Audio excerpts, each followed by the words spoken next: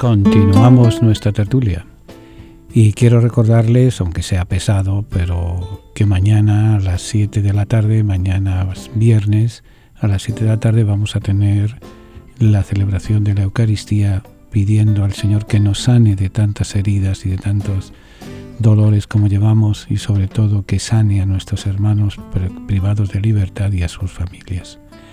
Y como siempre repito y no me cansaré, todos somos presos. Todos estamos presos de nuestros egoísmos, de nuestros odios, de nuestras venganzas, de ese lado oscuro de la vida que todos tenemos. El que esté libre de pecado que tire la primera piedra, nos dice el Evangelio. No piensen que porque somos de comunión diaria, de asistencia a la Santa Misa, a la renovación, a los cursillistas, a los catecúmenos, a todas 50.000 actividades, los cuales son riquezas de la Iglesia. Pero no nos olvidemos de aquella parábola del Evangelio en que sube un publicano y un fariseo a rezar. El fariseo se las sabe todas, cumple todos los mandamientos, está de pie delante de Dios.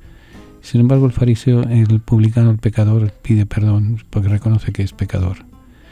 Y como dice el Evangelio, este fue justificado y el otro siguió con sus egos.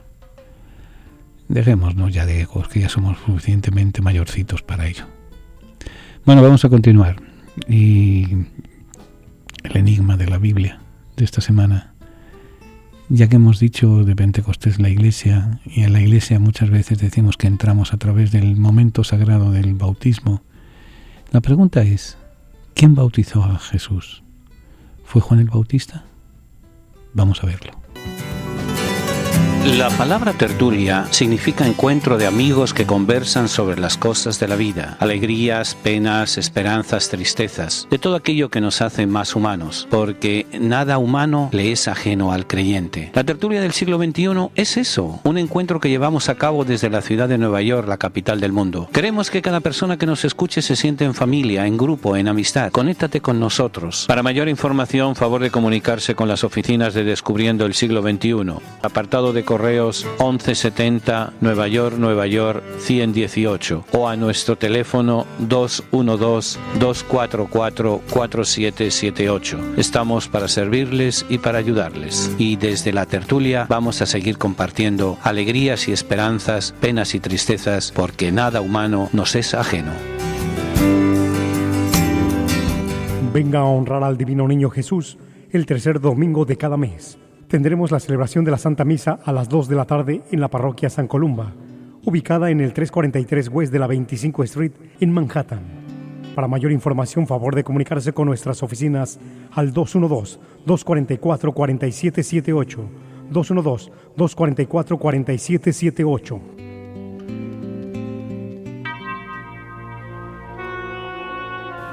Oración del diezmo. Recibe, Señor, mi ofrenda.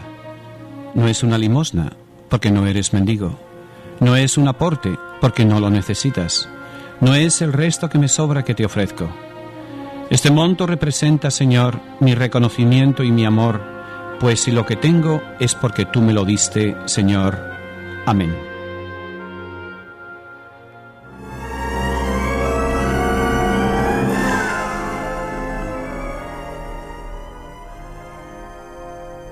En una fresca mañana, como suelen ser las mañanas del desierto, fíjense, ironías de la vida, el desierto es mucho calor y mucho frío.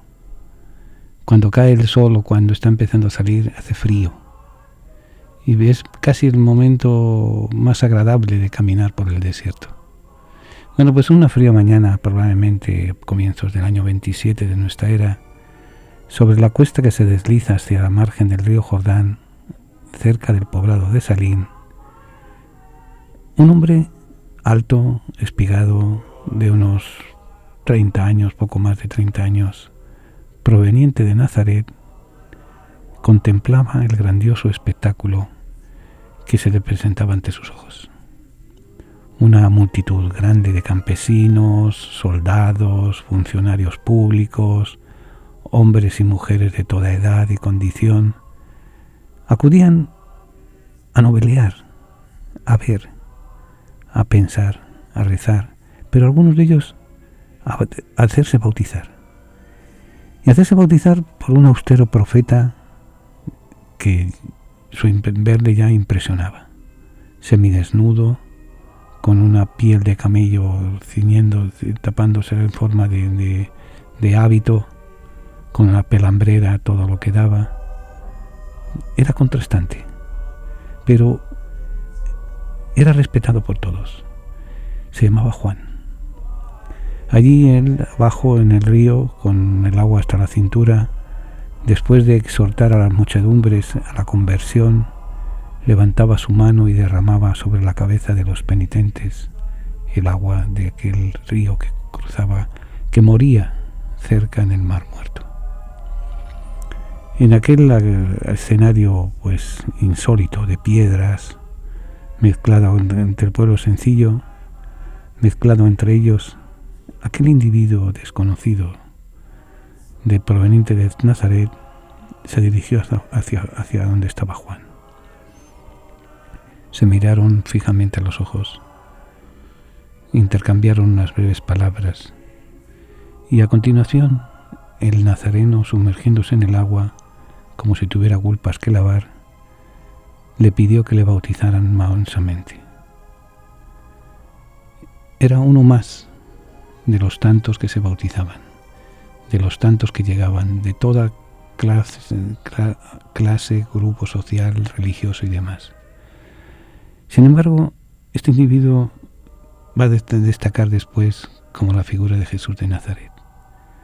El acontecimiento fue considerado de tal importancia por la Iglesia primitiva, por las primeras comunidades, sobre todo las primeras comunidades de la segunda, tercera y cuarta generación, que los tres evangelistas, Mateo, Marcos y Lucas, lo van a relatar.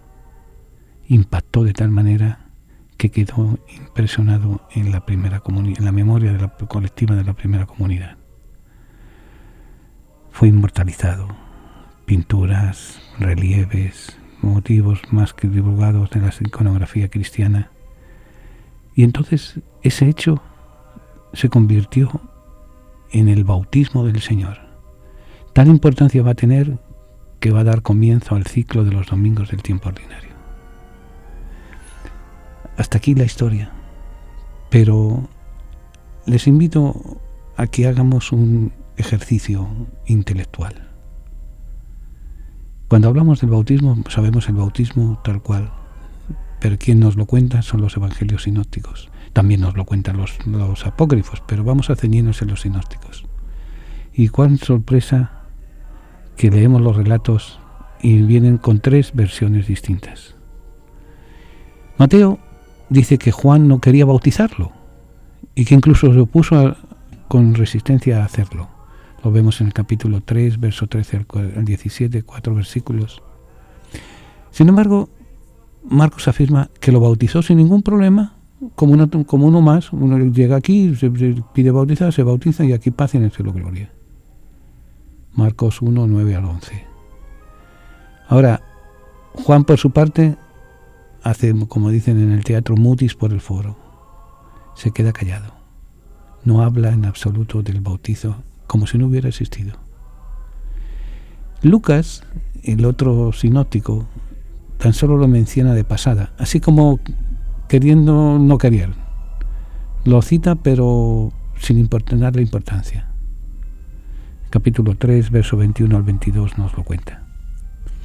Ahora, ¿quién de todos tiene razón y cuenta el acontecimiento tal como sucedió históricamente?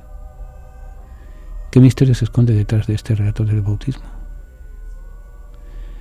Para entenderlo bien, hay que tener en cuenta una clave de los escritores evangélicos, de los escritores que nos han dejado los evangelios.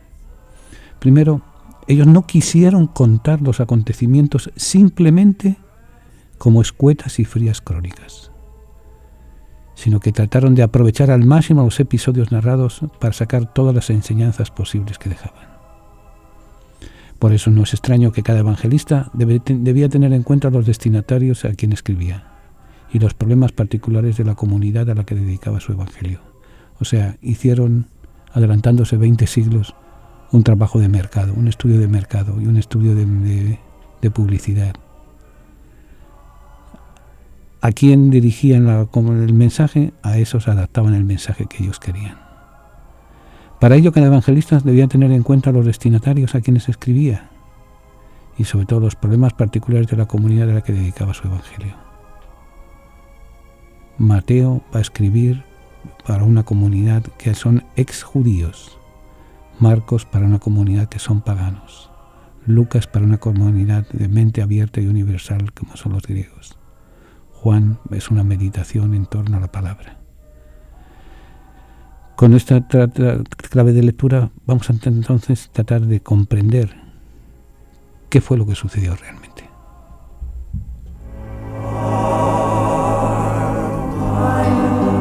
Venga a honrar al Divino Niño Jesús el tercer domingo de cada mes. Tendremos la celebración de la Santa Misa a las 2 de la tarde en la parroquia San Columba, ubicada en el 343 West de la 25 Street en Manhattan. Para mayor información, favor de comunicarse con nuestras oficinas al 212-244-4778, 212-244-4778.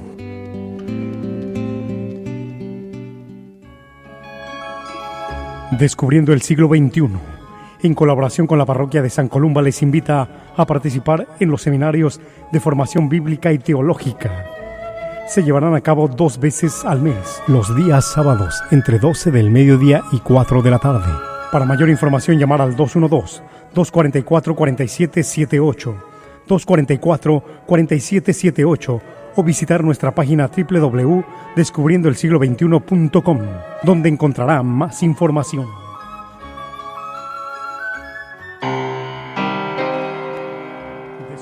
Si nosotros pudiéramos reducir la población de la Tierra a un pueblo precisamente de 100 personas, tendríamos algo como lo siguiente: 57 asiáticos, 8 africanos, 21 europeos, 14 del hemisferio occidental, tanto norte como sur, 52 serían mujeres, 48 serían hombres, 70 serían de color, 30 serían blancos, 89 serían heterosexuales, 11 serían homosexuales. 6 personas poseerían el 59% de la riqueza del mundo entero, y todos ellos, los 6, serían ciudadanos de Estados Unidos.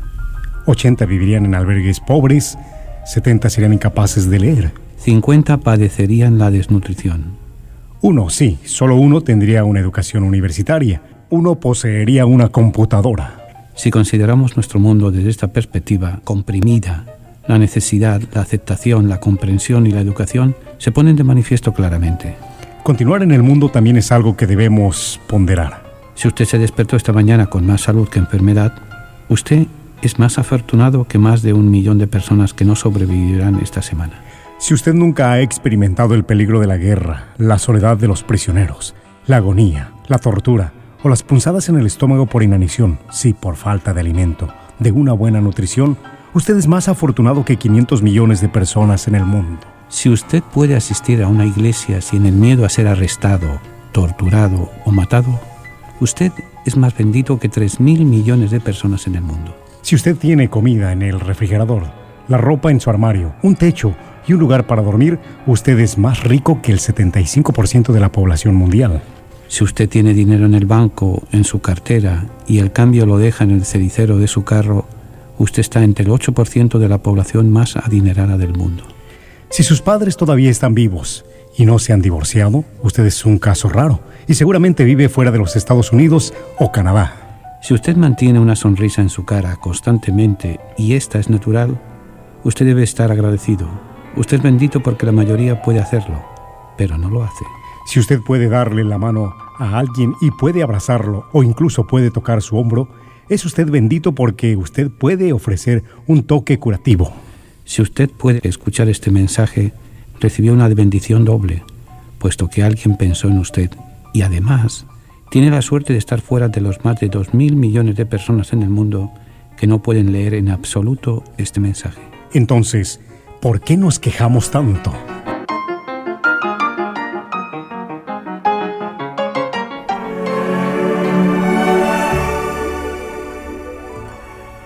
Continuamos.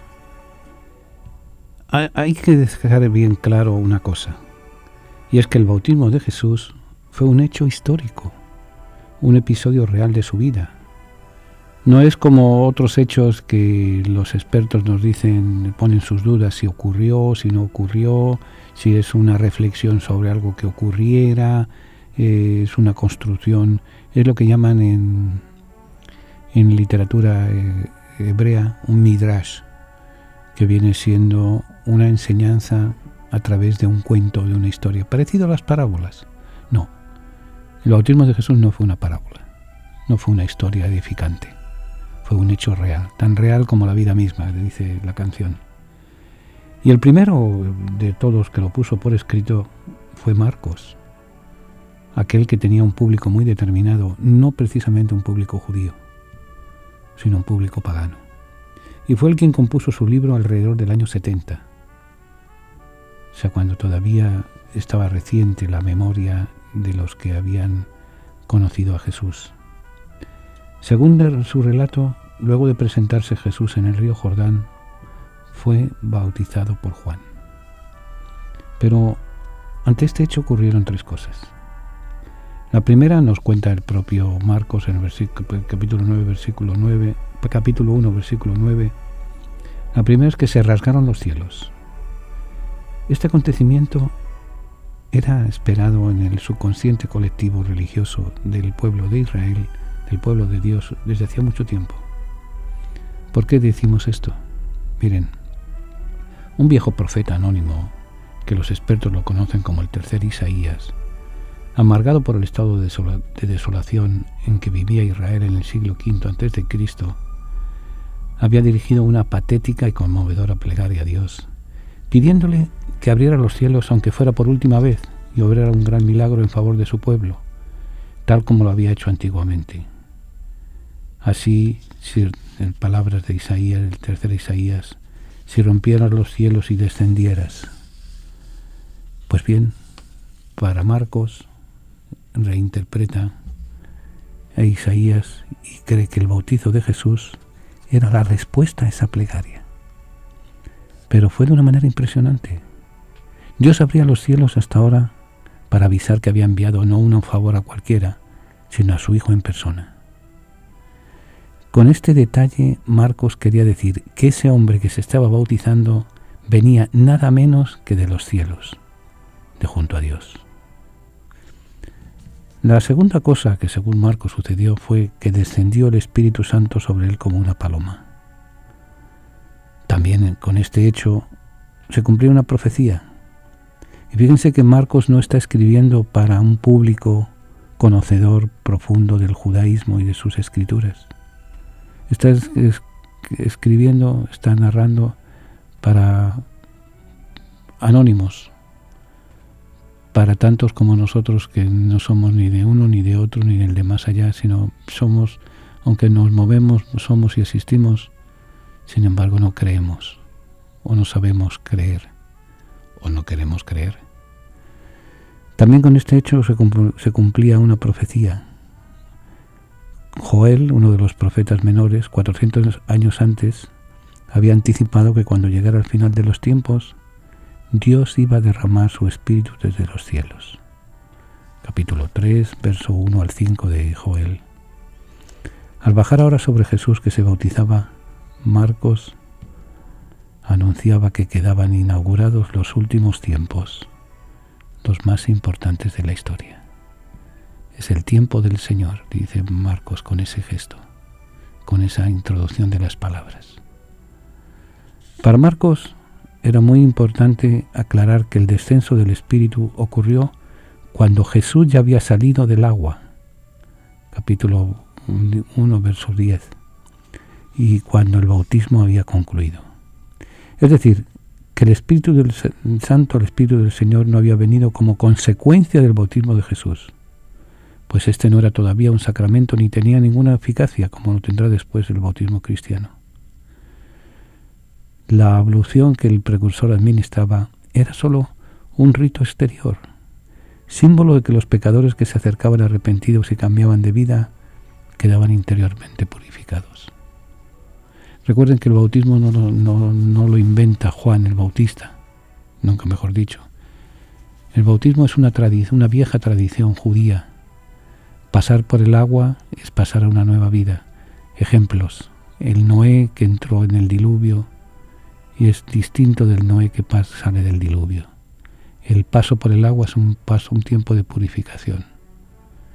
El pueblo de Dios que atraviesa el mar rojo, el que entra es distinto del que sale. Pasa y se purifica en el agua. El pueblo de Dios que cruza el Jordán para entrar en Jericó, entrar en Canaán, es otro distinto, es limpio. Es otra dimensión, otra persona la que entra del otro lado. Juan el Bautista quiere estar en eso, es el rito de purificación, rito de perdón. No va a ser rito de marcar, rito de propiedad de Dios. Va a ser rito de purificación.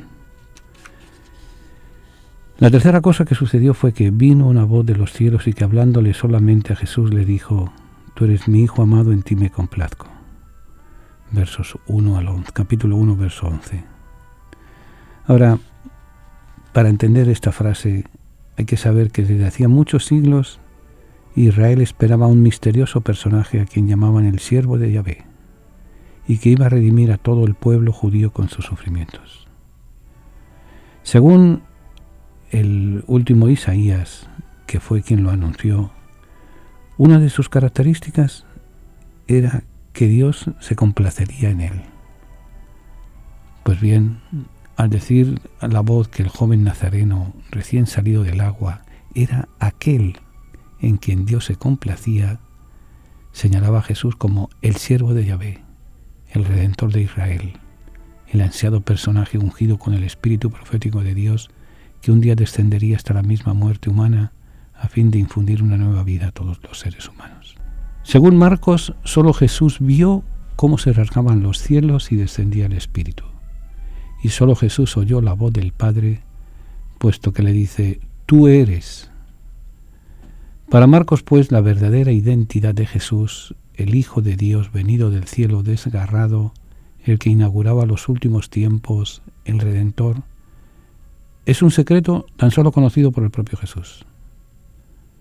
Ni el Bautista ni los que estaban presentes aquel día en el Jordán se enteraron en absoluto de lo que estaba pasando.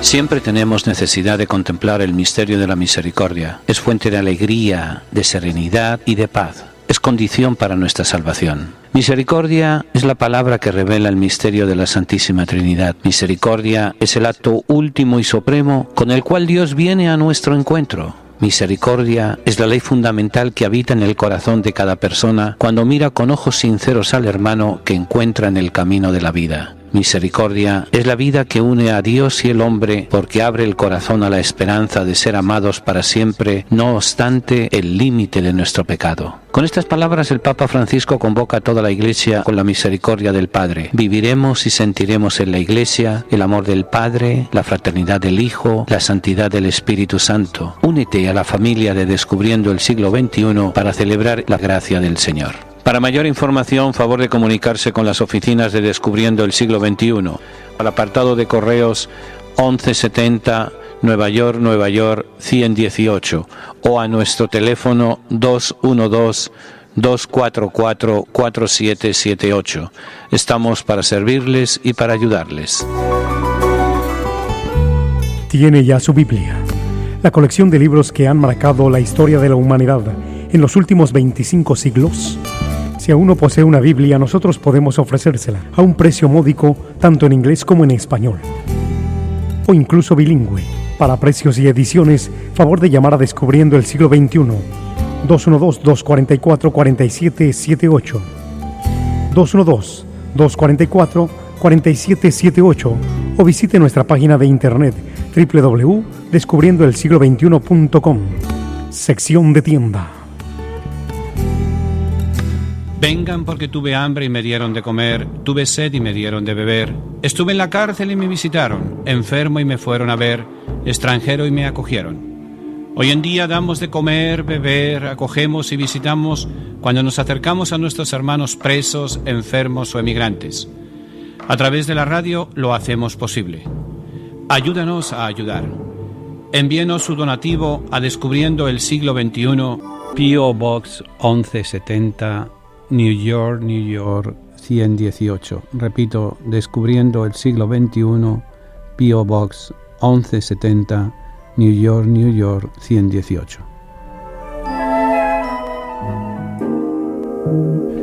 Continuamos nuestra tertulia y quiero recordarles, hoy solamente tengo un aviso casi, porque después el próximo 15 tendremos un seminario y después ya no tendremos seminario hasta el mes de julio, pero quiero sobre todo hacer hincapié en que mañana nos unamos todos en oración por nuestros hermanos privados de libertad y sus familias, y que pensemos también a las 7 de la tarde mañana, a los que nos oigan ya en otro día, pues bendito sea Dios, cuando se puedan unir en oración con nosotros, pidamos para que el Señor nos sane, para que el Señor nos guíe, para que el Señor nos ilumine.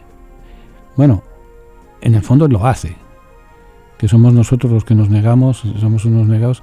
Fíjense que Dios nos ha creado tan libres que no nos obliga a salvarnos. Somos nosotros los que escogemos con nuestra libertad el ritmo de vida y el modelo de vida que queremos hacer. Pero démonos prisa, que el tiempo corre, no lo olviden, estamos ya en la mitad. Y fíjense, el año 2019 ya son solamente 6 meses menos 6 días. O sea, 5 meses y 24 días. Y nos la cantábamos y nos la soñábamos tan felices cuando empezaba el año. Pero bueno, vamos a continuar sobre el bautismo de Jesús, el bautismo de Juan, en lo que nos narra Marcos. A partir de lo hermoso de este relato, sin embargo, no llueve a gusto para todos. La comunidad cristiana primitiva se escandalizó. Se escandalizó de cómo lo narraba Marcos. Y la pregunta que le rompía la cabeza es: ¿por qué Jesús se hizo bautizar por el hijo de Zacarías? Normalmente la persona que recibe es inferior a la que da. Por tanto, el bautismo debería haber sido al revés. Alguien superior como Jesús tendría que haber bautizado a otro de menor dignidad como Juan. Pero, ¿por qué bautizó Juan a Jesús? ¿Cómo es que él lo hizo? La pregunta, no piensen que eran solamente 2 o 3 cabezas calientes, se extendió por todas partes. Se lo hacían los cristianos, la gente y cuantos conocían el episodio del bautismo. Son de esas cosas que cuando no se tienen todos los datos, uno se presta a confusión y a equívocos. Y cuando algunos años más tarde le tocó escribir su evangelio a Mateo, la cuestión estaba que ardía. La cuestión estaba eso, que se llevaba por delante a cualquiera. Y ya no solamente la discusión, sino que se había convertido en un serio problema teológico. En muchos ambientes de Palestina se había comenzado ya a considerar a Juan el Bautista, imagínense, superior a Jesús. Él lo ha bautizado. En algunos ambientes incluso lo tenían por verdadero Mesías y se habían formado grupos de que lo veneraban y su figura era respetada y le rendían culto. Eran lo que se llamaba después las comunidades joánicas, las comunidades de Juan. Por eso cuando Mateo, si quiere escribir su relato, no le queda más remedio que entrar al toro, entrar al trapo y hablar. No pudo eludir el tema del escandaloso del bautismo de Jesús. Pero Mateo fue muy práctico, muy pragmático. Trató de encontrar una solución a un problema tan agudo, creando un espacio literario donde Jesús pudiera dar una explicación. Para ello, se inventó una escena en la que Juan trataba de impedir el bautismo preguntando: ¿por qué vienes a mí si yo soy el que necesita ser bautizado? Capítulo 3, verso 14 de Mateo. Era en el fondo una pregunta pues angustiosa, que en realidad no había hecho Juan a Jesús el día del bautismo, sino que se la hacía a toda la gente. O sea, la gente quedó pasmada. ¿Cómo? De repente es como si vamos a ver una comparación, si en una misa el Papa pide a que a un monaguillo le dé la bendición, como que no ¿Quién es superior en ese momento? Superiores somos todos, pero todos tenemos la dignidad de personas y de creyentes, pero las convenciones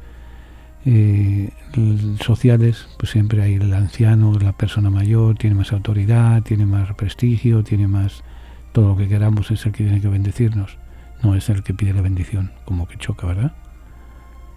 El ejemplo es medio zanganito, pero para que nos entendamos, pues con Jesús y Juan pasa lo mismo. La comunidad se quedó pasmada. ¿Cómo? Bautizando, por tanto, quiere decir, siguiendo la lógica social, vale más que Jesús, sino de cuándo acá.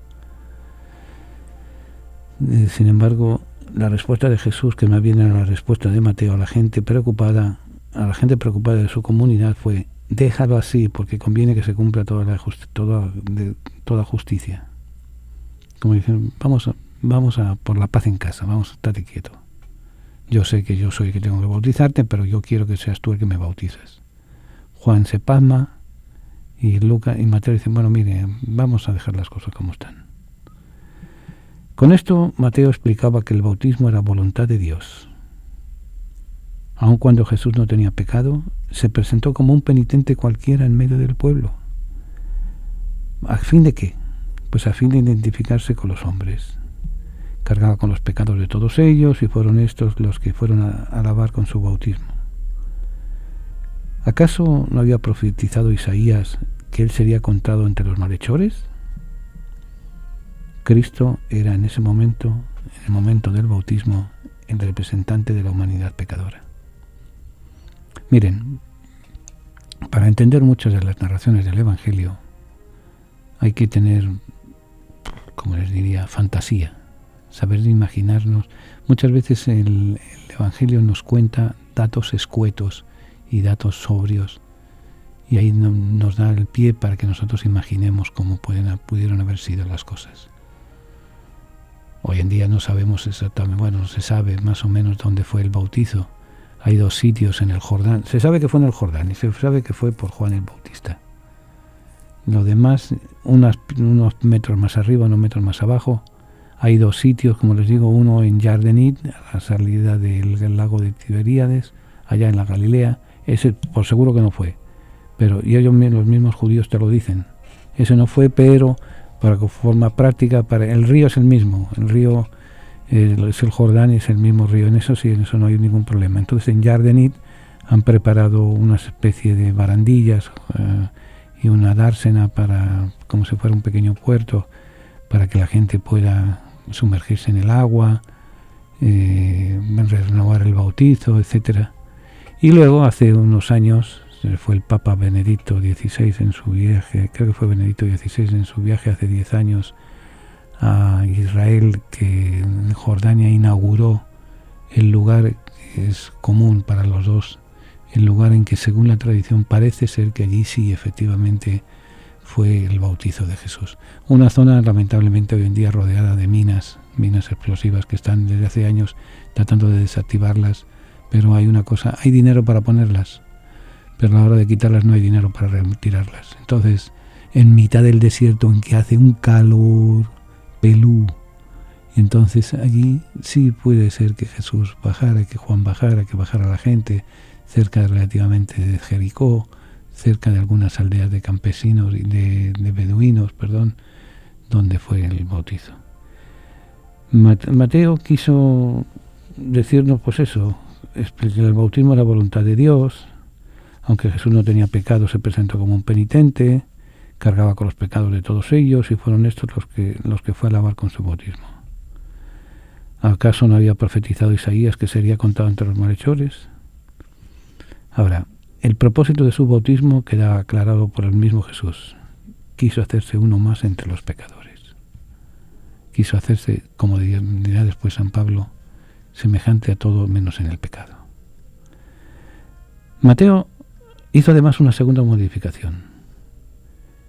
Si, según Marcos, la visión de los cielos y la audición de la voz que siguieron al bautismo habían sido percibidas solo por Jesús, según Mateo, todos los presentes vieron que se abrían los cielos y toda la gente oyó la voz de Dios, que ahora no decía, tú eres mi hijo amado como en Marcos, sino, este es mi hijo. y de esa forma se dirigía a todos. Así todos serán testigos de la superioridad del Señor sobre Juan. Solo la visión del Espíritu en forma de paloma sigue siendo la marca de fábrica de Mateo. En Mateo es propia de Jesús. De los otros dos sucesos se enteró el pueblo entero.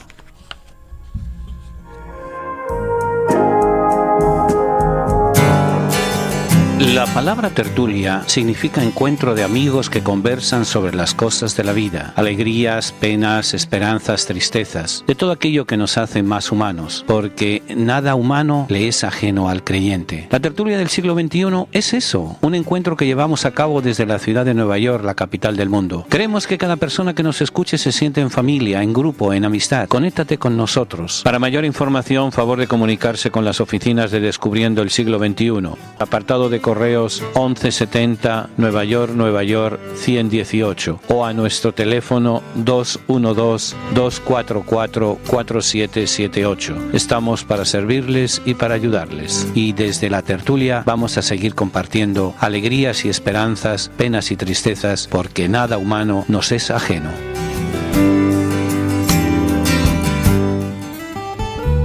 Tiene ya su Biblia, la colección de libros que han marcado la historia de la humanidad en los últimos 25 siglos.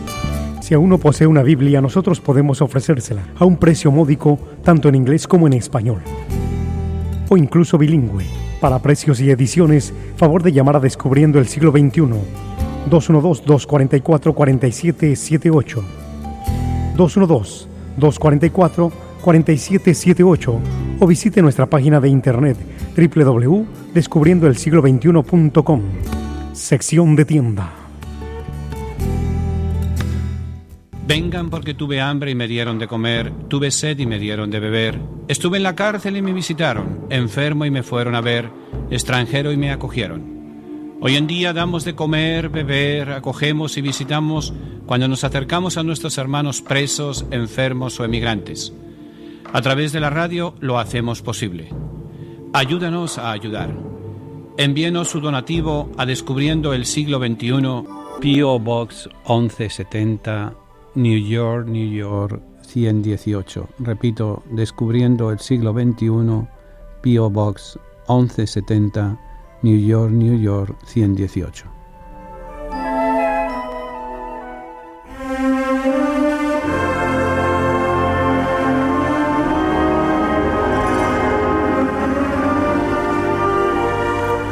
Continuamos nuestra tertulia y como les recordaba antes, el próximo 15 de junio, o sea, este sábado, no, el sábado de la semana siguiente, vamos a tener un seminario sobre el budismo.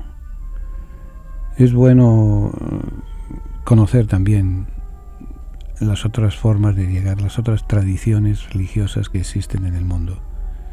Es cierto que el cristianismo somos 1.000 y pico millones de creyentes, el confucianismo también, aunque el confucianismo en China no es una religión, es una filosofía de vida. El Islam también tiene como cerca de 1.000 millones de creyentes. El budismo está arraigado profundamente en la India y en China, y con lo cual pues es también una buena cantidad de gente. Pero bueno, toda tradición religiosa nos enseña primero y fundamentalmente a respetar al otro. Hay muchos caminos para llegar a Dios y muchas formas de encontrarlo. Una de ellas es el budismo. Lo que no se conoce no se respeta, lo que no se respeta no se ama. Y más los que vivimos en una ciudad como Nueva York, donde hay Raimundo y todo, creo, me decía el capellán que está retirado de la cárcel, que en el estado de Nueva York hay 32 religiones registradas. 32 o 38, eran 32. Entonces, cada cual llega a Dios por un camino distinto. Yo cuando me cuestionan el tema del diálogo con otras religiones, yo recuerdo siempre aquel segmento del Evangelio, creo que es de Lucas, en que después de la misión de los 72 vuelven eufóricos los discípulos, y uno de ellos le dice: Señor, hemos visto a unos diciendo lo mismo y practicando lo mismo que nosotros, pero no eran de los nuestros y se lo hemos prohibido. Y Jesús le dice, ¿por qué se lo prohíben? Si no hacen nada en contra de nosotros, están con nosotros. Por eso muchas veces hay que buscar. Y luego San Justino, creo que fue, uno de los grandes filósofos que entra a formar parte del cristianismo en la tercera generación de cristianos. Él postula la teoría de los cristianos anónimos. Él dice, el Señor ha soltado las semillas del verbo en un determinado sitio, en el mundo judío, en el mundo cristiano, pero también ha soltado semillas por el mundo dispersas. Todo aquel que vive los valores del Evangelio es parte del Evangelio, aunque no lo sepa. Los cristianos anónimos le va a llamar después un gran pensador, Karl Rahner, en el siglo XX. O sea, el vivir los valores del Evangelio, no importa que se llame católico, que se llame cristiano, es vivir los valores. Es un poco genérico, pero no deja de ser genuino, no deja de ser creyente en el Señor. Bueno, volviendo a Mateo. El Evangelio de Mateo no terminó de convencer. Y si de todos los modos había Jesús sido bautizado por Juan, eso significaba que Juan era superior. La lógica era aplastante para ellos. El que bautiza es el que manda. Va a tardar un proceso largo de adaptación y de entendimiento de que el sometimiento de Jesús, la humillación de Jesús, la humildad más que humillación, la humildad de Jesús, que quiere dar ejemplo de que todos al servicio de todos. La competencia sobre la preeminencia de Jesús o el bautista, se pueden imaginar, se puso color de hormiga brava, como dicen en Borinquen. Los evangelios traen ecos de esta disputa. Por ejemplo, el pueblo comentaba que el bautista era la persona más grande nacida de mujer. Y Jesús no tuvo reparo en confirmarlo. Les aseguro que entre los nacidos de mujer ninguno es mayor que Juan. Pero luego agregó algo más interesante. Sin embargo, el más pequeño en el reino de Dios es mayor que él. Lucas 7:28. ¿Y quién era el más pequeño en el reino de Dios? ¿Quién era el que no había venido a ser servido sino a servir a todos? La conclusión me imagino que se la están imaginando. No era otro que Jesús. Así, de una forma muy sutil, muy astuta, muy maquiavélica, delicadamente se declaraba superior a Juan. En otra ocasión, los círculos seguidores de Juan enseñaban que su maestro era la luz que vino a iluminar este mundo. Entonces el cuarto evangelista tuvo que aclarar que en realidad él no era la luz, sino que vino a dar testimonio de la luz. O sea, no se las echen de que yo soy, yo no soy la luz que vino a este mundo. Yo he venido a dar testimonio, a decir que esa luz existe, y esa luz se llama Jesús de Nazaret. ¿Entienden? Entonces, el verbo era Jesús, era en realidad la luz verdadera, la luz auténtica, como nos recuerda Juan en el capítulo 1, versos 8 y 9. Ahora, entre los círculos de los seguidores de Juan, porque piensen en una cosa muy importante, Juan atraía a mucha gente, atraía un grupo entre ellos, por ejemplo, Andrés y Felipe, que se van a ir después con Jesús. A ver, miren, en la época del siglo I antes de Cristo y siglo I después de Cristo, en esos 200 años, fueron años de una gran ebullición social, política, religiosa, cultural en la zona del Medio Oriente. Allí estaban las fuerzas de ocupación del emperador romano, estaba una serie de cambios de vidas, una serie de filosofías de vida y de existencia, y cada rato, y sabían que según los profetas, creo que era Daniel, el Mesías vendría después de 70 semanas de años. Y más o menos por los cálculos que hacían ellos, eso coincidía en la época de Jesús. Por eso no es de extrañar que aparezcan predicadores de 3 al 4 diciendo yo soy el Mesías, yo soy tal, siempre con un mensaje muy apocalíptico, muy al final del mundo y empezar un mundo nuevo. Juan el Bautista en el fondo entra en esa categoría. acabar con la vida de pecado para volver el camino a Dios. Y para eso el agua purifica, el agua nos hace llevar a una nueva vida. Por tanto, recordando en el subconsciente, recuerden una cosa, en la época la gente también pensaba y la gente también se entretenía. Y no había cine, no había televisión, no había radio, no había nada más que el contarse historias y el a ver quién surge aquí que cuente una historia y a ver qué personaje aparece que nos atraiga, que nos llame la atención. Y por eso van detrás de Juan, y sobre todo si les están... Y sobre todo, piensan una cosa, era un pueblo sometido a dos grandes imperios, el imperio griego culturalmente hablando y el imperio romano política y militarmente hablando. Su vida y sus costumbres y su hacer, su presencia en el mundo estaba siendo cuestionada. Entonces de repente viene un Juan, como viene un Pedro, como viene un Felipe, como viene un Apolo, como viene un Jesús de Nazaret. Entonces cuando los discípulos de Juan van y le dicen a Juan, oye, que hemos visto a este, vayan y pregúntenle la clave. ¿Cuál es la clave? Y la clave Jesús la sabe, que es lo que dice Isaías. Los pobres son evangelizados, los cojos andan, los ciegos ven, los mudos hablan y los pobres son evangelizados. Ah, este es, síganle. Y a raíz de eso, Felipe y Andrés se van con Jesús. O sea, no piensen que Juan el Bautista surge por generación espontánea, que es lo que quiero decirles.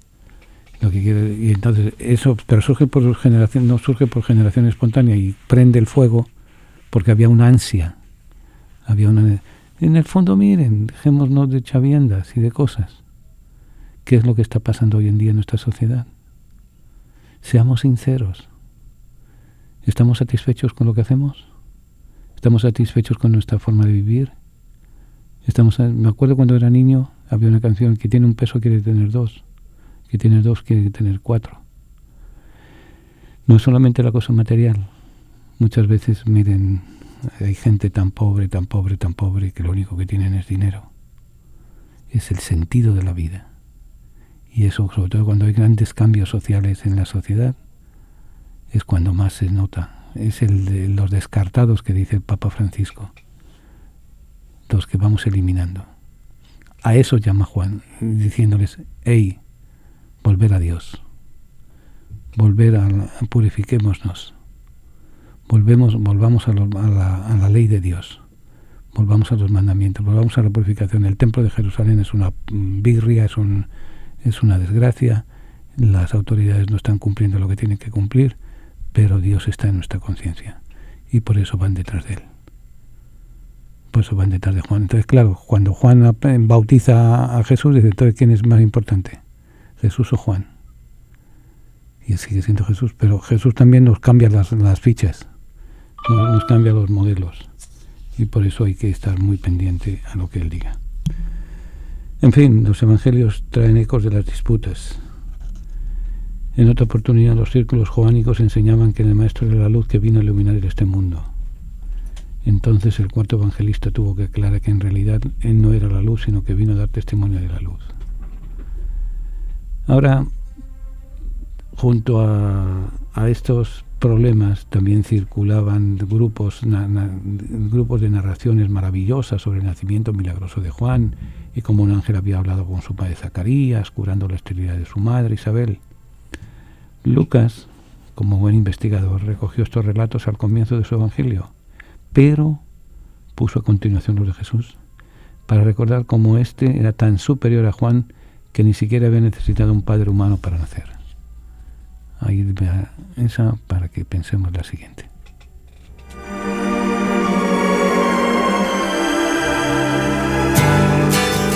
La palabra tertulia significa encuentro de amigos que conversan sobre las cosas de la vida, alegrías, penas, esperanzas, tristezas, de todo aquello que nos hace más humanos, porque nada humano le es ajeno al creyente. La tertulia del siglo XXI es eso, un encuentro que llevamos a cabo desde la ciudad de Nueva York, la capital del mundo. Queremos que cada persona que nos escuche se sienta en familia, en grupo, en amistad. Conéctate con nosotros. Para mayor información, favor de comunicarse con las oficinas de Descubriendo el Siglo XXI. Apartado de correo correos 1170 Nueva York, 118, o a nuestro teléfono 212-244-4778. Estamos para servirles y para ayudarles. Y desde la tertulia vamos a seguir compartiendo alegrías y esperanzas, penas y tristezas, porque nada humano nos es ajeno.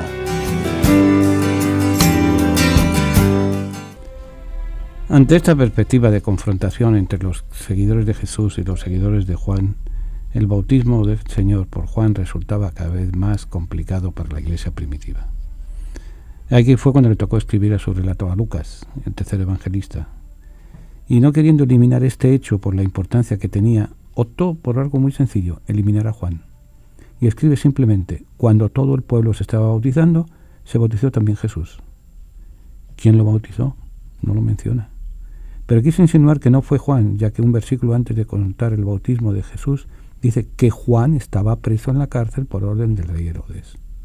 Luego Lucas añade una nueva modificación: que Jesús estaba en oración cuando ocurrieron las 3 manifestaciones de Dios. Con este detalle quiso desviar la atención del hecho mismo del bautismo para centrar en la figura majestuosamente orante de Jesús. Por último, completa el proceso iniciado por Mateo, ya que el pueblo presente aquel día no solo ve los cielos abiertos y oye la voz, sino que incluso ve al Espíritu Santo descender sobre Jesús en forma corporal de paloma. Los 3 acontecimientos son públicamente conocidos. Ahora todo el mundo está claro que solo Jesús es el centro y la cumbre de la escena. Pero los seguidores de Juan no se quedaron quietos y adquirieron tal auge y expansión que llegaron hasta Alejandría, en Egipto, una de las ciudades más importantes donde había comunidad judía.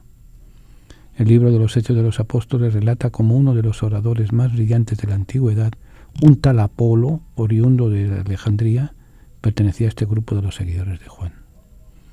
Poco a poco alcanzó el Asia Menor, en donde fue ganando adeptos entre algunos círculos judíos. También lo encontramos en Éfeso, en las confines del Asia Menor. Los Hechos cuentan que Pablo encontró a discípulos de Juan el Bautista. Esta secta llegó a competir de tal manera con los cristianos que se convirtió en una verdadera amenaza para la vida de estas comunidades. Por su parte, las respuestas del nuevo Evangelio de Lucas tampoco satisfacían del todo a la gente que seguían cuestionando la actitud de Jesús por hacerse bautizar. Por eso, cuando se compuso el 4º y último Evangelio, precisamente en Éfeso, donde las comunidades de Juan eran fuertes, su autor decidió cortar por lo sano, e hizo lo que ningún otro evangelista se había atrevido: suprimir el relato del bautismo de Jesús. Por eso es el único que no lo menciona. Solamente lo supone cuando cuenta que un día Juan el Bautista vio venir de lejos a Jesús y dijo a la multitud: ese que viene ahí es el Cordero de Dios que quita el pecado del mundo. He visto al Espíritu que bajaba del cielo como una paloma y se quedaba sobre él. Pero cuando vio al Espíritu descender sobre él, el evangelista se queda callado. Sobre este problema del bautismo prefiere guardar un prudente silencio. Así es como un hecho histórico realmente sucedido en la vida de Jesús fue contado de modos distintos por los 4 evangelistas, según los problemas que las comunidades destinatarias tenían. Sin cambiar la verdad, sin cambiar el mensaje ni modificar lo esencial, cada autor supo acomodarlo para que los lectores pudieran entenderlo y aprovechar al máximo la riqueza escondida en este acontecimiento vivido con Jesús. Conservando el relato original, cada uno lo dio forma distinta, lo retocó y lo amoldó, no según su propio parecer, según el mismo Espíritu Santo que los inspiraba. No lo adaptaron porque les resultaba más cómodo, ni por el afán de alterar la realidad, sino porque Dios los movía para que su palabra fuera comprendida mejor por la gente. Es la forma como predicaron los primeros evangelistas. Es la forma como debemos hacerlo nosotros. Tomar los hechos que leemos en la Sagrada Escritura y si para los demás, los que están alejados de la fe, resultan incomprensibles, no salir a repetirlos como están, sino más bien hacerlos carne, amoldarlos a nuestra vida, asimilarlos y solo después difundirlos, convertirlos en gestos comprensibles por todos los miembros de la comunidad. Por eso, recuerden, leer la palabra de Dios es leerla entera, no a pedacitos. Y ante hechos, el bautismo, la Eucaristía, el nacimiento, cualquiera de los, ver qué me dice cada evangelista y poder sacar una visión. Es como pretender construir una casa con un ladrillo. el mismo ladrillo. Hay que poner distintos ladrillos, hay que distintas formas para poder dar. O una foto. Todo negro no vemos nada, todo blanco no vemos nada. Hay que combinar los colores, hay que combinar las luces, hay que combinar, hay que saber conocer. Por eso la importancia de conocer la Sagrada Escritura, la importancia de conocer la palabra de Dios, no olvidando cuando rezamos, hablamos con Dios. Cuando leemos su palabra, Dios habla con nosotros a través de seres humanos, pero habla. Lo importante es que estemos dispuestos a escuchar. Nada más, nos faltan pocos minutos para concluir nuestra tertulia y simplemente les recuerdo, mañana unámonos en oración a las 7 de la tarde, hora de Nueva York, para pedir por nuestros hermanos privados de libertad y por nuestra sanación y sus familias.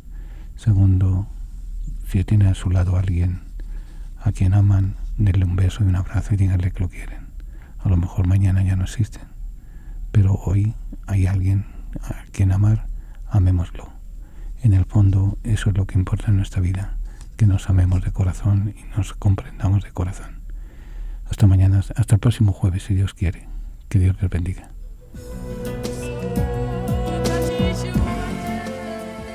Señor, nuestros hermanos a los que tú amas están encarcelados.